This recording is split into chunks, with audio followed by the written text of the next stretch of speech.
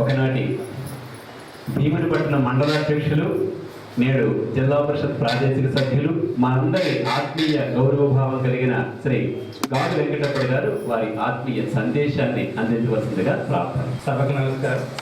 ఇటువంటి పెద్దలు ఈ వేదిక మీద మాట్లాడిన తర్వాత నేను రాజకీయ ఉపన్యాసాలు అయితే ఇవ్వగలను, ఇటువంటి మాటలు చెప్పలేదు.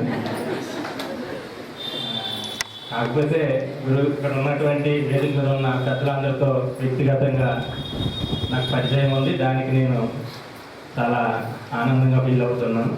మన భీమిలి గురించి అతి కొద్ది కాలంలో ఇక్కడికి వచ్చి ఇంక సంవత్సరం కూడా అవ్వలేదు. మన గురించి మనకు తెలియజేసినట్టు ఉంది ఈ పుస్తకం ద్వారా. మరి అటువంటి వ్యక్తికి చాలా సింప్లిసిటీ నాకు నచ్చింది. ఏంటంటే దీనిలో చాలామంది వినే ఉంటారేమో ఉపన్యాసాలు, కానీ మనం ఒకసారి స్టార్ట్ చేసిన తర్వాత మిగతా అంతా మర్చిపోతాం. మధ్య మధ్యలో మంచి చదువులు, మంచి పాటలు కానీ, అన్ని గ్రంథాల మీద పట్టు కానీ,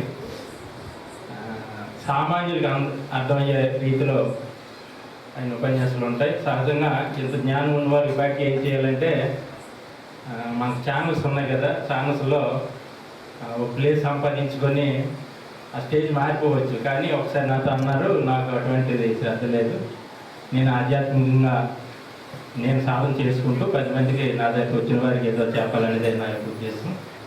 ఆ మాట నన్ను ఎంతో ఆకర్షించుకుంది. కాబట్టి మన అందరి తరఫున గురుగారు శ్రీ రామకృష్ణానంద గారికి ధన్యవాదాలు తెలియజేసుకుంటూ నాకు ఈ అవకాశం ఇచ్చినందుకు నమస్కారం. శ్రీ వెంకటప్పటి గారు ఆధ్యాత్మిక రంగంలో లేదా ఇలాంటి వేదిక రంగంలో నేనేం తెలియని వాడిని అని తన వామనత్వాన్ని చూపిద్దాం అనుకుంటున్నారు. కానీ ఆయన త్రివిక్రమని అందరికీ తెలుసు. ఎందుకంటే విశ్వ హిందూ పరిషత్ లాంటి సంస్థల్లో, ఆధ్యాత్మిక సంస్థల్లో ఆయన చాలా చురుగ్గా పాల్గొంటారు.